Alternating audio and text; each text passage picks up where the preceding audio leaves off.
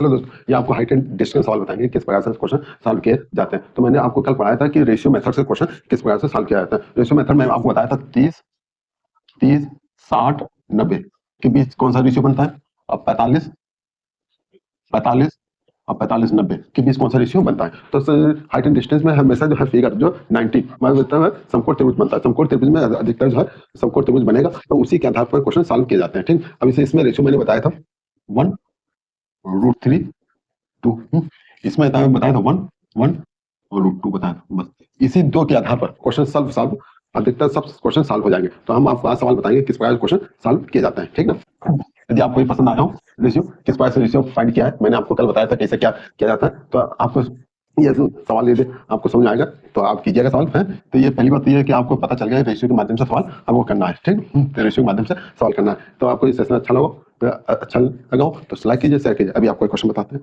Okay,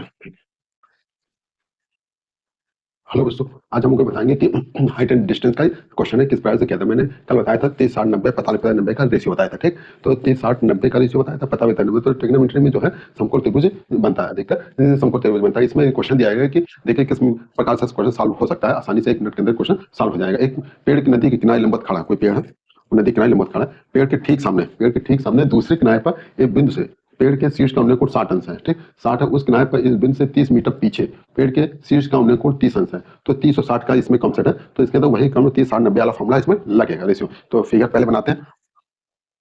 पहले ये जो मैंने पेड़ बनाया, नदी है। ठीक, नदी। अब कह रहा है कि ये पेड़ हो गया आपका। अब कह रहा है कि पेड़ के शीर्ष से 60 अंश का कोण, 60 अंश, ये 60 अंश हो गया। ठीक, ओके, 60 अंश हो गया, 60 अंश हो गया। अब पेड़ की ऊंचाई मान लिया कि h है, कितनी ऊंचाई h है। चलिए कम से कम। अब कह रहा है कि इस बिंदु से 30 मीटर पीछे तरवाया, यहाँ पर आया, तब 30 अंश का कोण बनता है। कितने अंश का कोण बनता है? 30 अंश का। ठीक, कितने 30 अंश का कोण बन गया, 30 अंश का कोण बन गया, पीछे आ गया 30 अंश का कोण बन गया। अब ये हो गया, लिख देते हैं ए बी सी डी, नामकरण कर दिया। कितने मीटर है इस बिंदु पर? 30 मीटर पीछे, 30 मीटर पीछे आ गए, 30 मीटर पीछे आ गए। अब पेड़ की ऊंचाई को फाइंड करिए, h फाइंड करना। ठीक, अब इसमें देखिए ये 30 60 90 का ये आपका फॉर्मूला बनना है। ठीक, अब ये हमको पता है ये पूरी डिस्टेंस 3 होती है। कितनी होती है पूरी डिस्टेंस? 3 होती है। एक ही हो जाएगा, 2 ही हो जाएगा। ठीक, ये मतलब ये देखें दूरी 2 1। ठीक, तो पूरी डिस्टेंस 3 होती है। कितनी होती है?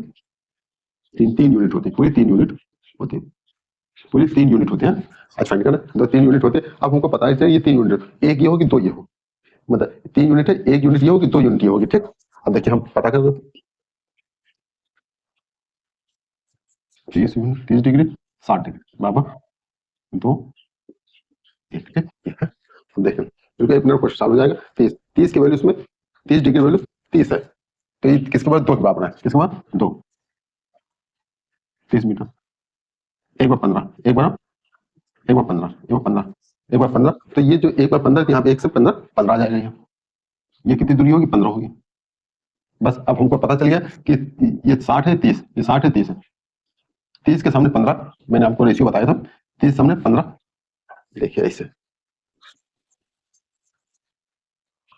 30 के सामने 30 60 90, 30 के सामने 15, इसकी वैल्यू 15 है, तो इसकी वैल्यू कितनी होगी?